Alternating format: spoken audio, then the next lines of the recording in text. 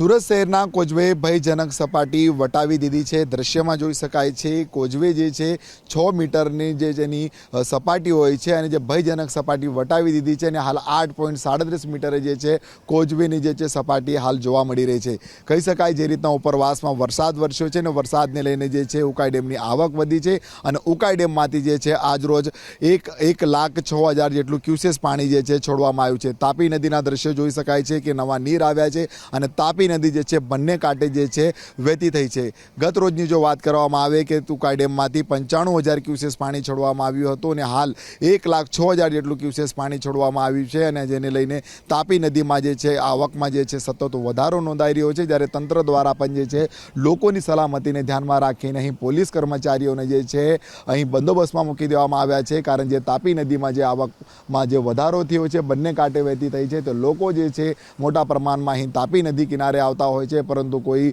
મોટી ઘટના ન બને તેને લઈને તકેદારીના ભાગરૂપે અહીં પોલીસ કર્મચારીઓને પણ સ્ટેન્ડ બાય રાખવામાં આવે છે। તંત્ર દ્વારા જે છે ખાસ કરીને લોકોને અપીલ કરવામાં આવી છે કે તાપી કિનારે જવાનું જે છે ટાળવું જોઈએ અને સાથોસાથ જે છે માછીમારોને પણ જે છે 3 દિવસ સુધી માછીમારી ન કરવા માટે પણ જે છે સૂચના આપવામાં આવી છે।